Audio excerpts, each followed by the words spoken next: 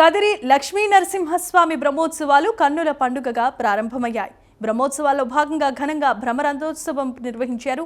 ప్రత్యేకమైన పూజలు చేసి బ్రహ్మరథోత్సవాన్ని జిల్లా కలెక్టర్ శ్యామ్ ప్రసాద్ ప్రారంభించారు. ఈ రథోత్సవాన్ని తిలకించేందుకు భక్తులు పెద్ద ఎత్తున తరలివచ్చారు. బ్రహ్మోత్సవాలకు విచ్చేసే భక్తులకు ఎలాంటి ఇబ్బందులు కలగకుండా అన్ని ఏర్పాట్లు చేశామని ఎమ్మెల్యే కందికుంట వెంకటప్రసాద్ తెలిపారు. ఇక లక్ష్మీ నరసింహస్వామి బ్రహ్మోత్సవాలపై మరింత సమాచారం మా ప్రతినిధి విజయ్ కుమార్ అందిస్తారు.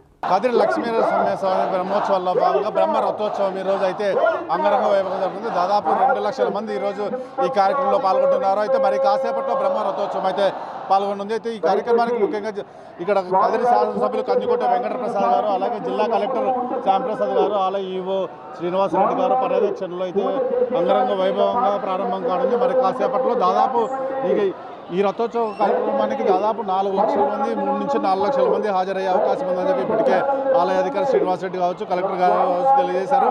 అయితే దాదాపు 16 రోజుల పాటు ఈ కార్యక్రమం అంటే బ్రహ్మోత్సవాల్లో భాగంగా ఈరోజు 12వ రోజు బ్రహ్మ రథోత్సవ కార్యక్రమం అయితే నిర్వహించున్నారు. అయితే ఈ కార్యక్రమానికి ఆంధ్ర నుంచినే కాకుండా అటు కర్ణాటక ఇటు తమిళనాడు నుంచి భారీ సంఖ్యలో అయితే భక్తులు అయితే పాల్గొనున్నారు. అయితే ఇంతమంది జనం ఒక్కసారిగా రావడంతో కదిరి ప్రాంతం అయితే కిక్కిరిసిపోయింది.